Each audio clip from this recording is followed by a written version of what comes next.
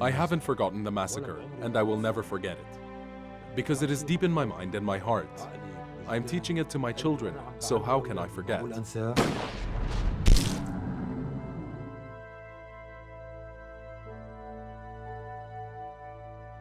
Whose bill have we paid?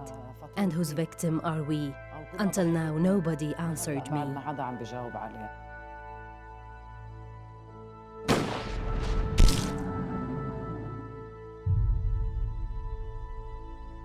I looked at him many times.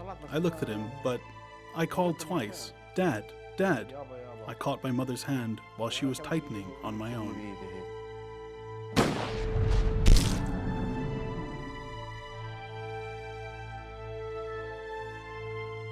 I remember at the time I heard the sound of M16 shots, and a person fell in front of my eyes.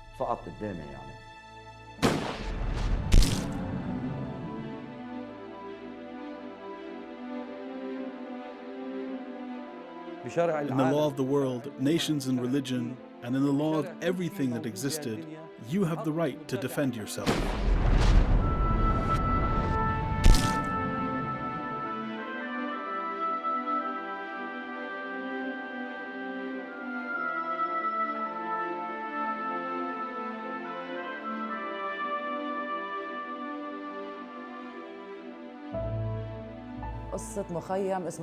This is the story of Tell el-Za'atar camp. Tell el-Za'atar is a very simple camp, and its people are simple and friendly. They had left Palestine in 1948, and then they lived in a camp called Tell el-Za'atar camp. I remember that I was young, like even younger. I was 6 years old in Tell el-Za'atar camp. I had friends and we were spending our time in the quarters. I was visiting my grandfather's house. The camp was very simple to the degree that they were very old and simple houses. The houses were not well built. We were listening to the rain sound. It was like music. It was a very nice, simple, and beautiful life. Suddenly, at that time, there were sounds of shoots and cannons. At that moment, everything became totally different.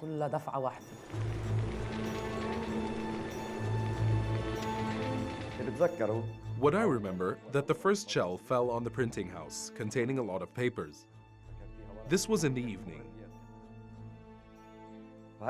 Once I glanced this shell passing, it fell on the printing house, which was burned. As you know, the papers were burned, and it was a terrible scene. The fire ate the papers, cartoons, and ink.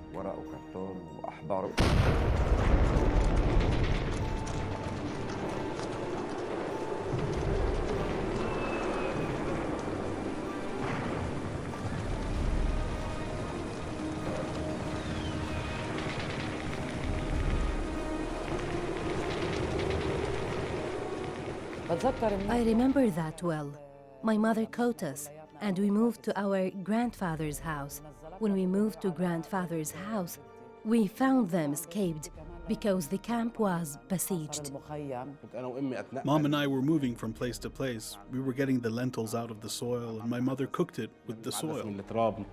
Even when we were moving from one place to another, we passed over the corpses. We saw the shot people. Sometimes I saw my father while carrying the injured persons. My father had a white shirt which was stained with blood. I asked him, "What was that from?" He answered, "This was a person who was injured due to falling and I carried him." He was lying. I remember well that we had a bird that my father was taking care of. We had a bird that I liked it. So I told my father that I want to go up to bring it. He said, "Don't do that. There is a shieling outside," but I cheated him and went under a shieling and shooting. I was unconscious of myself when I left the house because the two houses were close to one another. There was a smoke ascending from the house. I was afraid that the bird was dead. When I arrived there, I found it alive. I brought the cage down. There were seeds that we were peeling. I returned to my grandfather's house with a sparrow. My parents and relatives angered at me a little, but we overcome it because I saved the bird.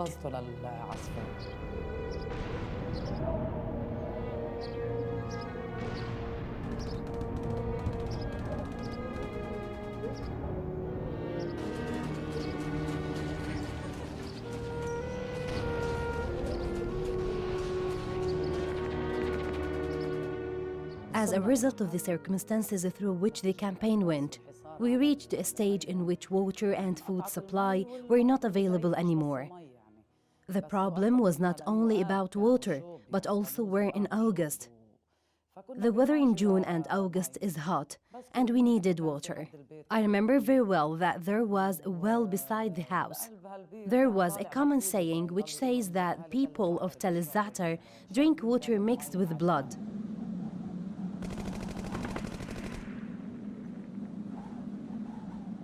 Indeed, the accident took place before my eyes and I saw it with my own eyes. The people who was hiding with us volunteered to bring us water after we persisted in our request.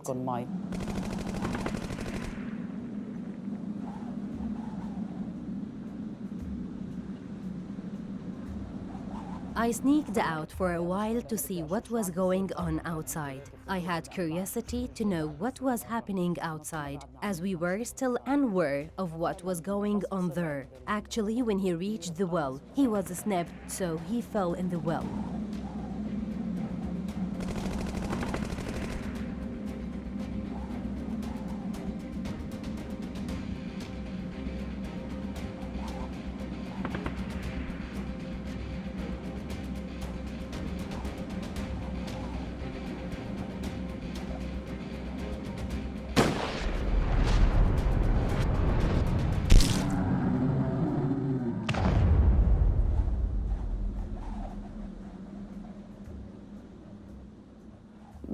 We didn't know what was there in the water, what fell in it. We didn't care a lot. The important thing was that we wanted to drink water, to the extent that they used to give us water in jerry can cover in order for us not to consume all the water, because they knew that the siege will last longer against the campaign. The siege lasted for 3 months and the camp was blockaded from all the sides and there was no food any longer. We heard from our neighbors, all of us were immigrants and all of us were hiding with each other, that the refrigerator of fruits and vegetables were opened and that people were going to bring their families food to feed them. So we asked our mother to bring us food.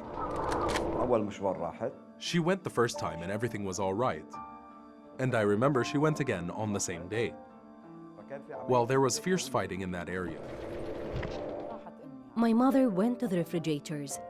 On her way, she was stabbed in her back, so she died even before reaching the refrigerator. We heard from people that she died. To the best of our knowledge, she was injured. They had told us she was injured, but in fact, it was fatal.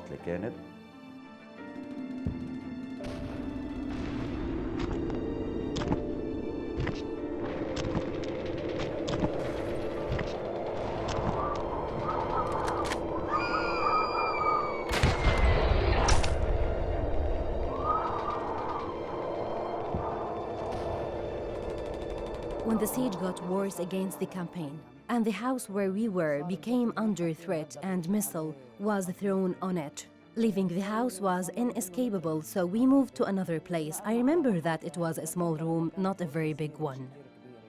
We packed our stuff and everything we could collect and went to the other building. And then we said we wish we didn't leave.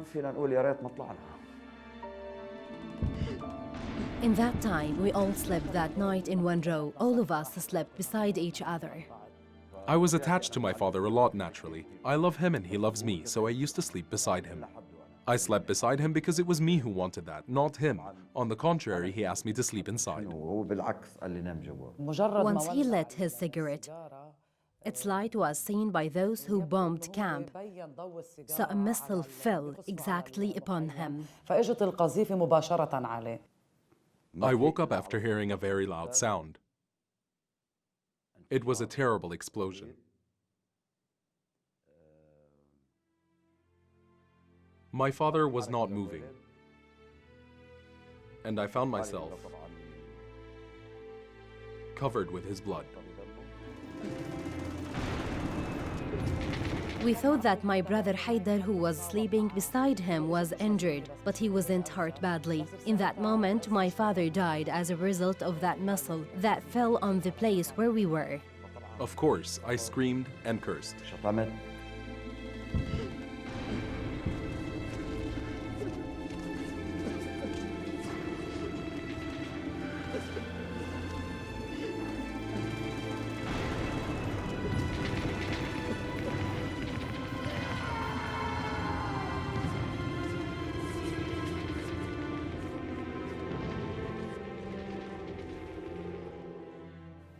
And I remember that I had a friend whose name was Ibrahim.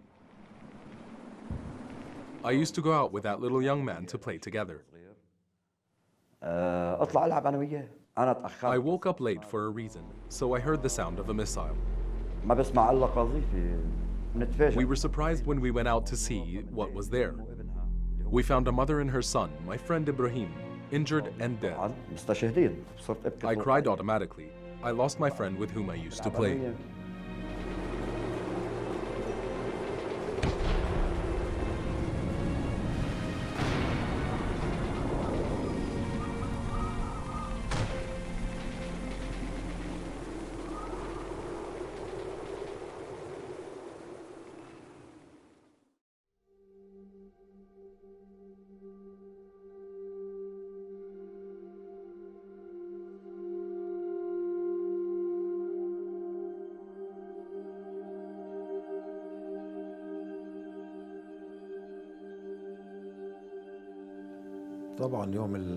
Of course, on Thursday, 16th of September, 1982, 2 days after the Palestinian resistance left Beirut, the Zionist enemy started to invade Beirut from 3 fronts. اجتاح بيروت من 3 محاور. The Zionist forces, or the colonial Zionist army, was gathering some militias from the south and eastern Beirut. من الجنوب من بيروت الشرقية. They were transporting them by helicopter to Beirut airport to be distributed around the camp. They were transported from the airport to the surrounding of the camp and then moved to Al-Madina Al-Riyadiyya with vans. At about 5:45, a group descended from Al-Madina Al-Riyadiyya going towards the camp. They broke into it and fought those who were there. طبعاً بشكل قتالي واقتحام.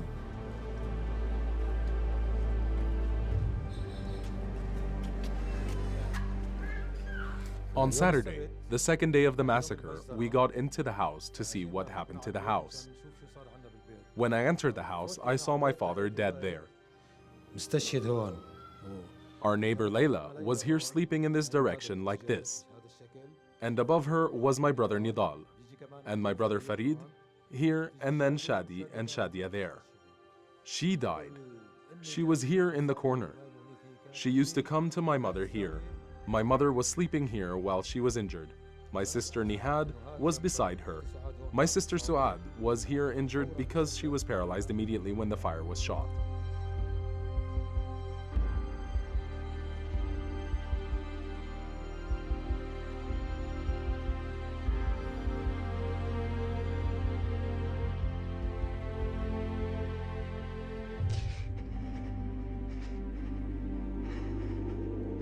The massacre took place in our place as the following.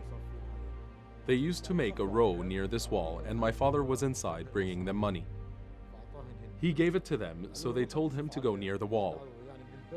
Once he turned his face, they started shooting.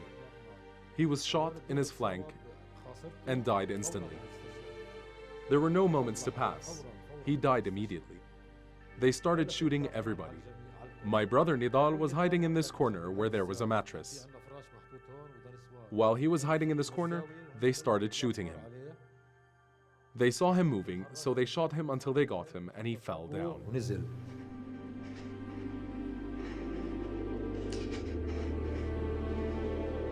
Concerning my brothers Ismail and Maher, Maher was the elder.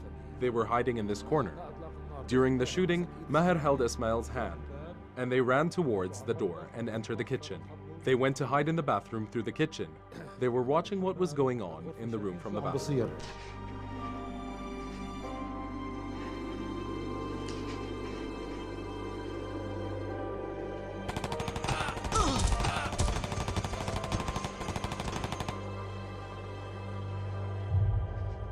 In that time, I was 20 years old.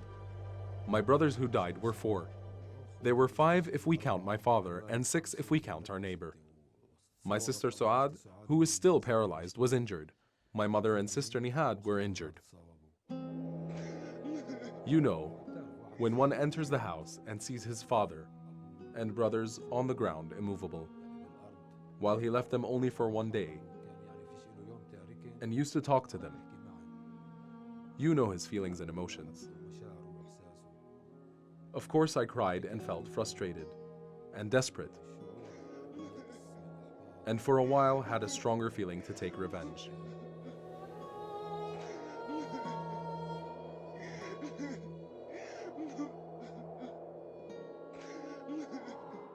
I have the Lebanese nationality.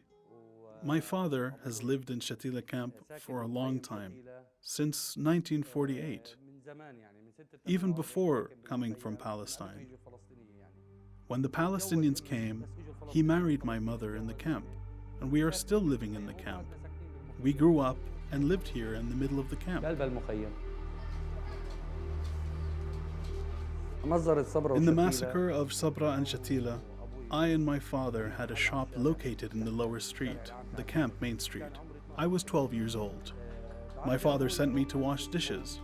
There was a reservoir outside in the street with a faucet by which we washed dishes and cups. I went out to wash the dishes and cups, so they shot at us and hit the reservoir, so we left the camp. We entered the camp's alleys and got ourselves out of it. We stayed in Beirut for about 3 days, in the middle of Beirut. When the massacre was over, we went back.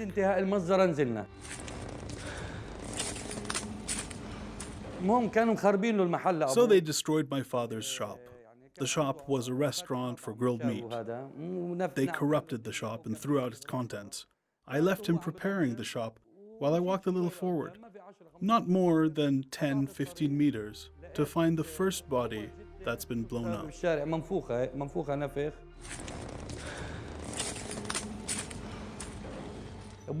Right in front of us was the supermarket of Abu Qaid.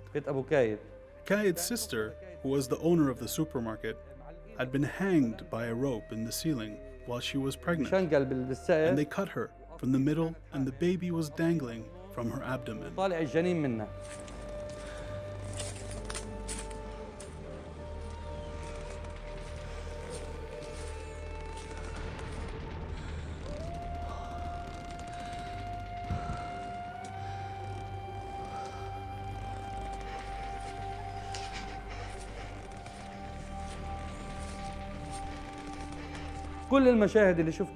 All the sights that I have seen are not equal to the sight of Qaid's sister, who was cut in 2 pieces from the middle.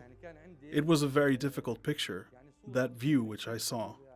I was almost, for 3 months, waking in the middle of the night, screaming out of horror because of that horrible sight. I was in that condition for about 3 months, in which I couldn't sleep every night as a result of that sight.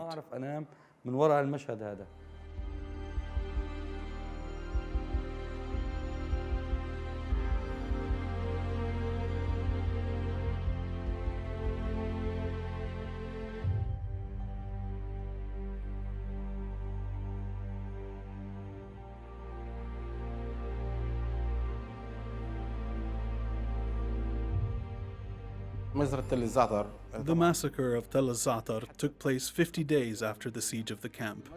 It took place while leaving the camp after 50 days of blockade and shelling. My father came. We decided to leave the camp as an order to vacate the camp was issued.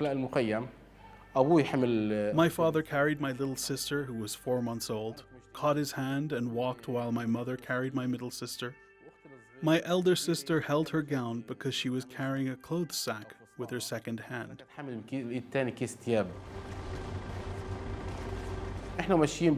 While we were walking in the alleys of the camp, we were seeing bodies here and there.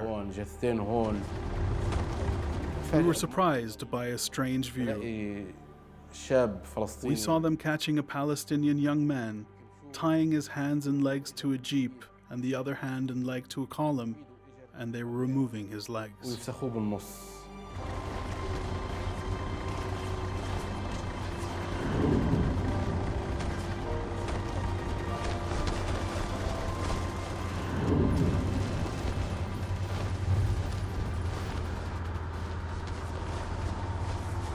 We walked to leave the camp, so they stopped us and asked my father to leave the child and give him to his mother. So my father felt that his end was close and that he was going to die.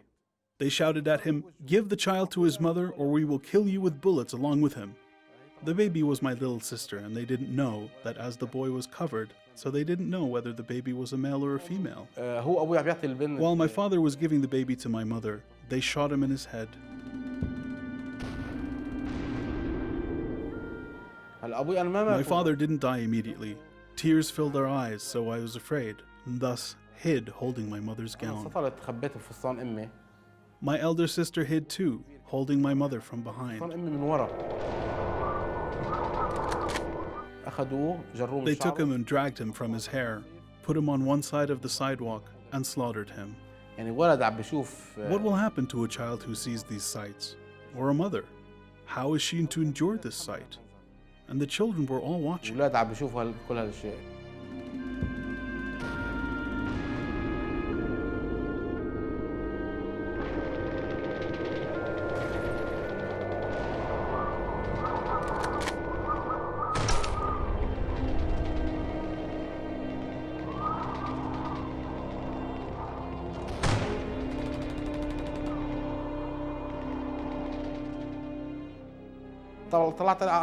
Of course, I looked at him more than once.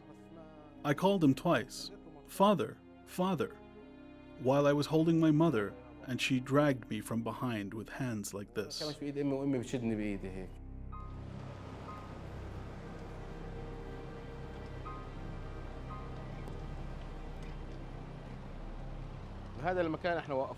They stopped us in this place. Here I stood with my father. Here is where they asked me to let the baby go. Most of who came out of the Dakuni area were women, children, and elderly people. And I remember at that time they gathered us in a very large yard. And we waited before putting people in pickups, trucks, and take them to the sports city.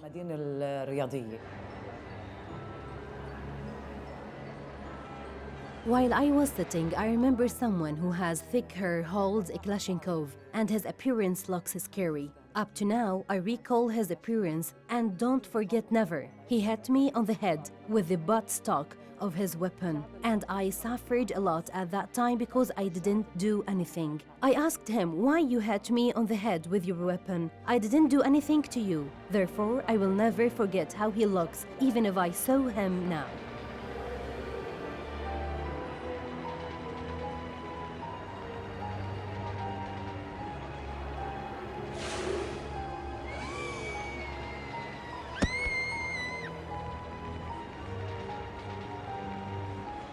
And we were seeing the trucks in front of us. Red Cross puts the problem is that the Red Cross was seeing killing and only puts people in trucks. He says to them, "Come on, leave," instead to contribute to stop the killing. When they left, all they cared about was to escape to avoid further killing. I remember well a little baby wrapped in. When the pickup hastened to leave, the child fell down from his mother's hands. His age was no more than a few months. The mother shouted from the back of the pickup, but the pickup had been already dashed off. As soon as the baby fell, he had died because it was a strong fall. The scene is still firmly established in my memory, and I can't forget.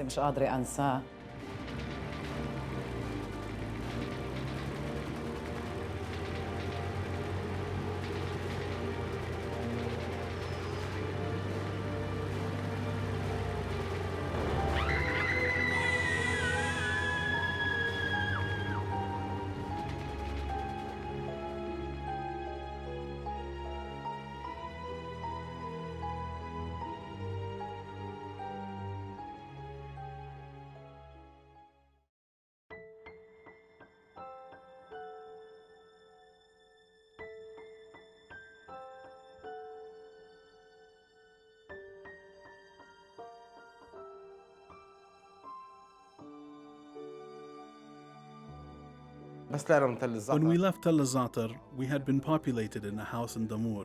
Due to the effect of the shock after my father's death, my mother stopped taking care of us. The age of my sister was only 4 months, and she didn't care to breastfeed or to feed her at all. She remained depressed, as if she was not in this life. Her family came and took her. There was at the time internal institutions dealing with the Palestinian issue. They had chosen us to join the institution, and it was called Children's Villages, Hanan. It's located in the mountain in the West Market. That was in 78.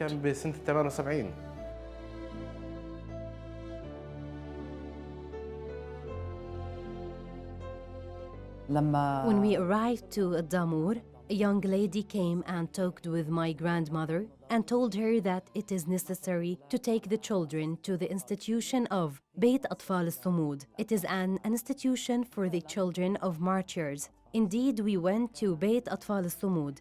It was like a dream, like a fantasy.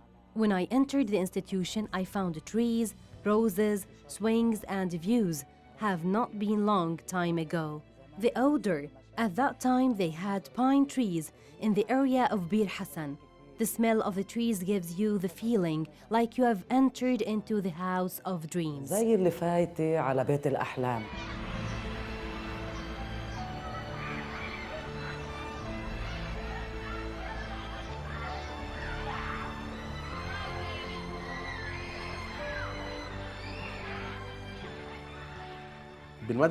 In school, there were many children, so we forgot. We were gathering in a boarding school, and we used to go out on periodical trips, especially traveling to European countries and entertaining trips. That reflected positively on me. Even in the school attention was given, I'm a shy person and I feel sensitive about anything. When anyone was talking to me, I used to cry immediately. So they cared about me and treated me kindly, to the point that the women who raised me used to sometimes come to the classroom to help me feel that I am reassured. I also call her mother. When we were in the institution, it did every effort to entertain children. Correct. And they succeeded in that. I do not say that we have forgotten, but we busy ourselves in that sense. Every month we received a gift, or went out to trips, or scouts, or theater, or art, and drawing by the best teachers. They were as well paying attention to our psychological status. If someone noticed that you are dissatisfied, he would come to you immediately. They were always willing to follow up your psychological status and worked a lot on this matter. For example, I have often had nightmares without end. They worked a lot to help me get rid of those nightmares that I was suffering from. Some kids were walking at night, others were suffering from bedwetting. Thus, they worked to solve these problems.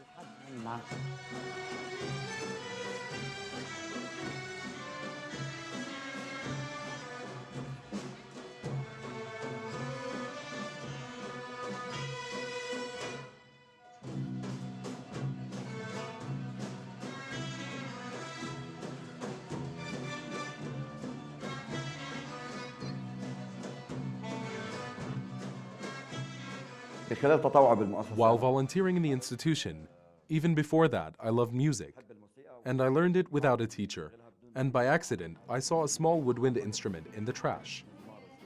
I took it, cleaned it, and tried to blow. It was a small saxophone machine. I continued work on this subject, and certainly throughout the institution as well. There were teachers of art, that's why I liked music.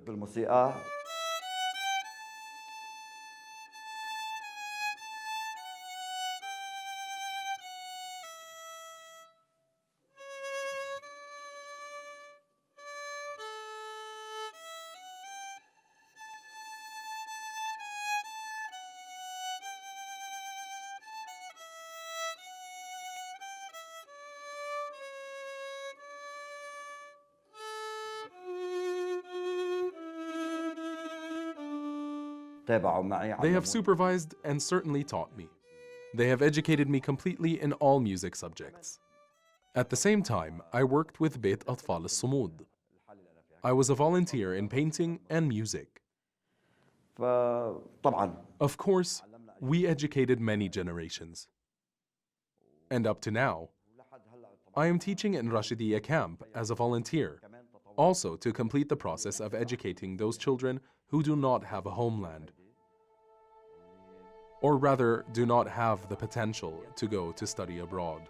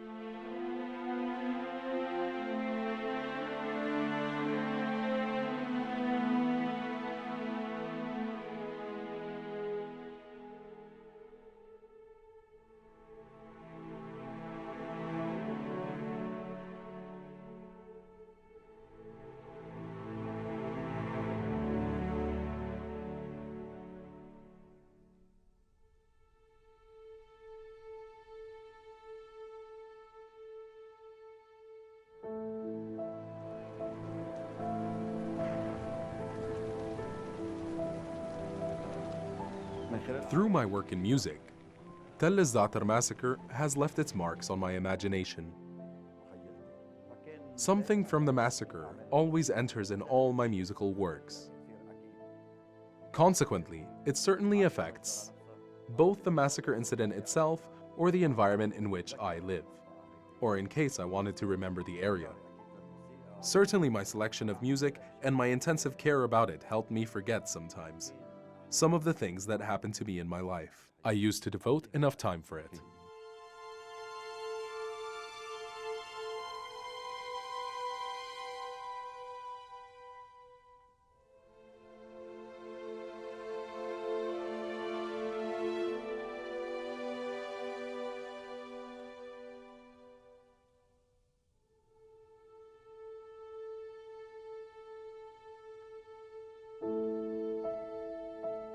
On August 12, I'm bringing children to the institution, explaining to them and telling them my story and the story of the people of Tell el-Za'atar, in commemoration of Tell el-Za'atar, in order that they understand the suffering experienced by the people of this camp. Of course, after this activity, some kids were expressing what they heard through drawings or writing songs, and through sketch, they become expressing what they knew about the incident. بيصيروا يعبروا عن اللي بيعرفوه عن هاي المناسبة. Of course, it is true. Some people held weapons and went to fight. Some of them continued, and some of them martyred. Some of them wounded. But I myself found that my place is in this field, in music, which means giving and advocating a specific situation that I have lived. And I actually found this method very successful. I fought with weapons because of what happened in the camps of Sabra and Shatila. I hold it in the war of the camps. The small child who died in the massacre of Sabra and Shatila was just a little kid.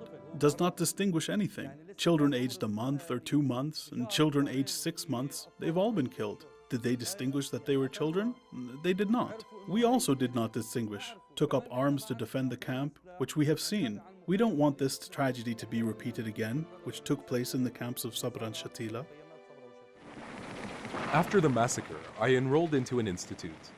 3 years later, we were surprised by the outbreak of fighting between camps, which means that our lives have changed. I took up arms and defended the camp, the people of the camp, and basically defended myself, because I don't want the massacre that happened to us to be repeated again. My father and brothers were killed when they were without a weapon, so I decided to die while I am carrying a weapon, while I am defending myself. That's better. مدافع عن نفسي أفضل.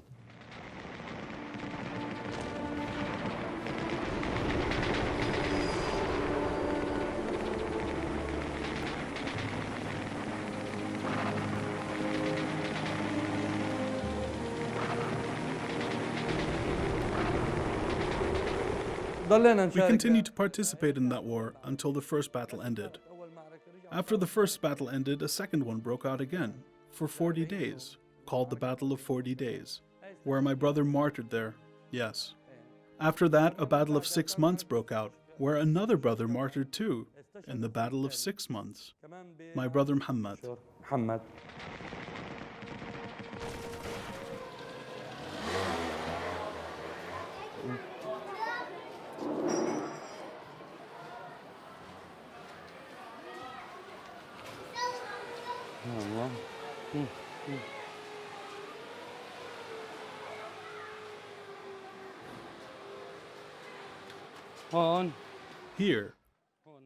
Here exactly, I went outside for a few minutes. I was injured in my heel. When I injured it, I hit it beneath my heel, and my shoes were burned. And I ran at that time. My foot wasn't cut off. I ran till here and sat on the floor and began to put out the fire in my shoes.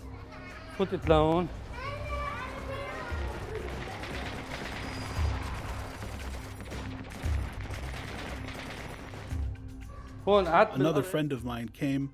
He was also injured, and he stumbled at the doorstep. And he had a grenade in his hand. And the grenade went off. And I turned on my side like this. It went off on my leg, and the other leg was cut off. And my friend's name, his name was Abu Farid, died. Then they got me out of that window. In that light over there, they got me out to another house. From one block till the next. I reached Al Hilal, and there I got treated.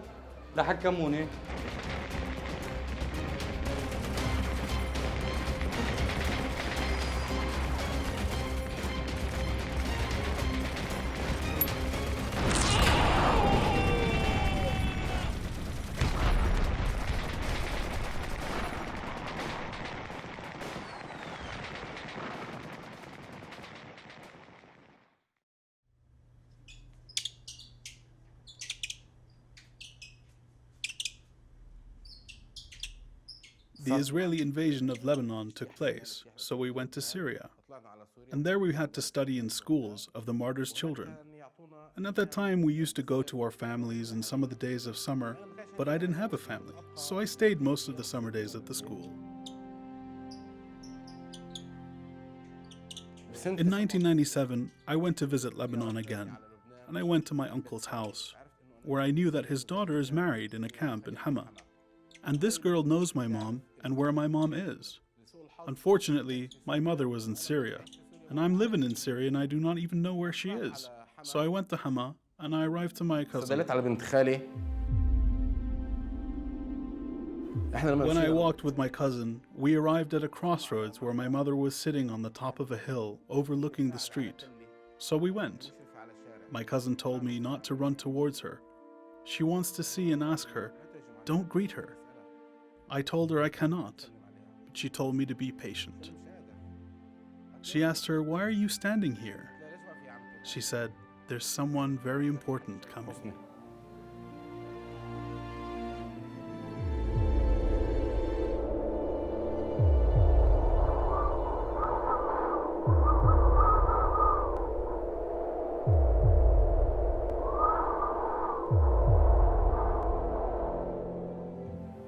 She said to her, this is Hassan.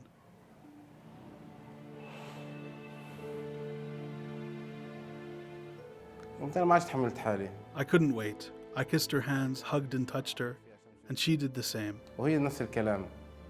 She said, from today onwards, do not call me Muhaddin. Hassan returned to me. Call me from today, Hassan.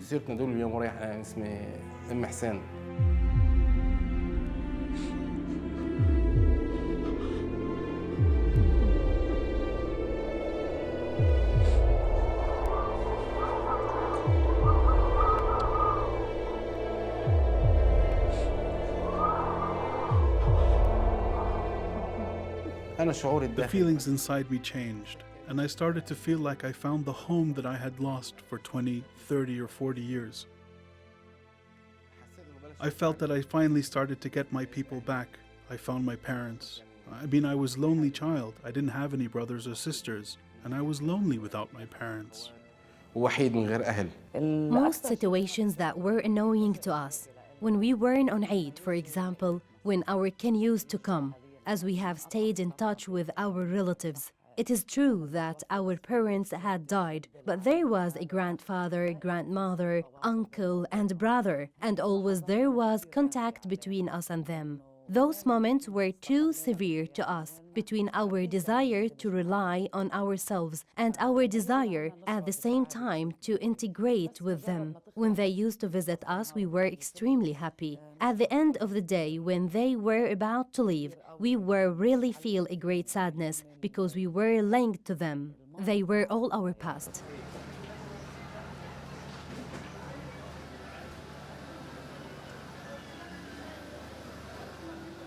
يعني الواحد أثناء المجزرة أو During the massacre, or at the time of the massacre, I used to sleep but not feel comfortable. If I heard the sound of the air, I would have thought that someone is coming to kill me, or someone coming to arrest me, or do something to me. I did not feel completely safe. Dreaming unpleasant dreams, you wake up while seeing ghosts, or you live in a ghost town, as though you did not live in this world, but you live in between graves. There was a nightmare that never leaves me, and it stayed for a long time. I was always dreaming of it. About a person enters from the window, holding a knife, and wants to kill me. I was waking up screaming at the night. I managed to get rid of this nightmare by help from specialists who were in Beit Atfal al-Sumud. They helped me to overcome this nightmare phase. But this dream remained annoying me until I became 11 years old. 11 سنة.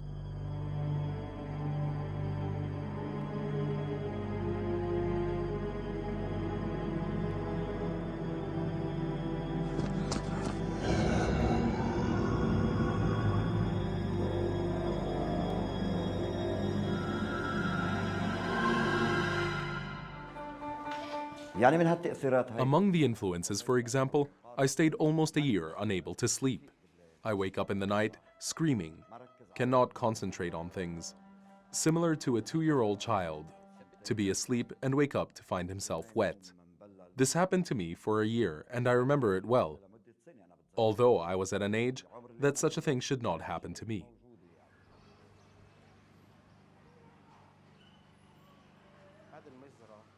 After the massacre, exactly when I was moved to internal schools, I felt that everybody hated me.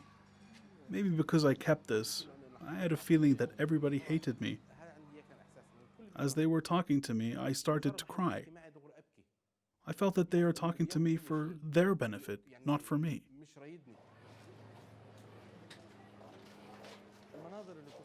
Among the scenes that we've seen, these things that are unimaginable, look at these scenes that are displayed about Sabra and Shatila massacre. If anyone has any just sense of humanity would be affected by this scene that he sees on TV, how would he feel if he saw it alive?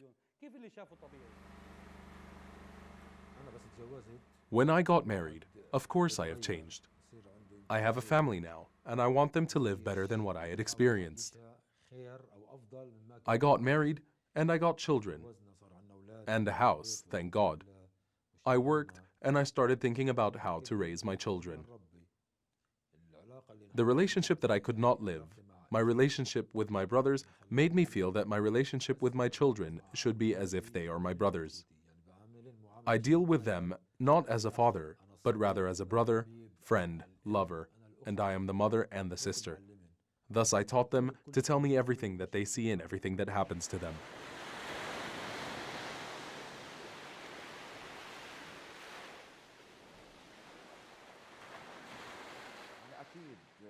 Certainly, as I felt towards my father and mother, they also feel the same towards me now.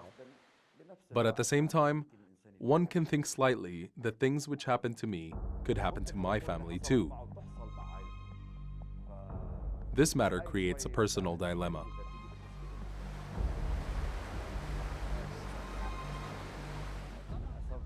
Maybe from the hard circumstances that I saw, I traveled many times.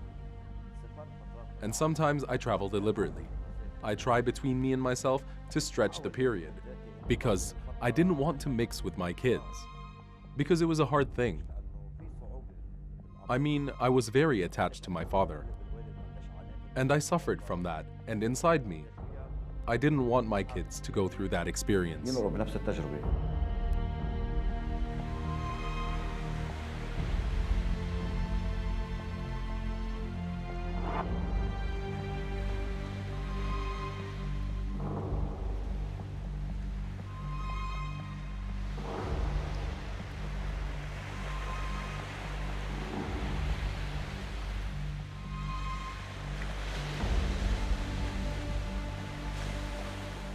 أنا عائلة تعني لي كثير My شغلات. family means a lot to me. I'm a person who lost his family and I was lonely. I lost my father, who was killed in front of me. So I tried not to carry weapons and did anything to stay near my children. I lost my mother for a time and I sought a good relationship with my wife in order to establish my children, and my children remain within this family.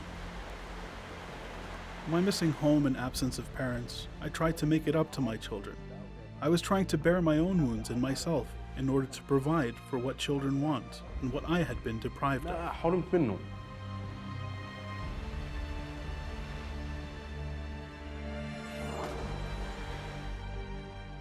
Every year, on August 12, is the most day of sorrow and depression. To this day, it looks like a movie that I recall completely. I don't forget any minor detail that had happened to meet that date. التاريخ.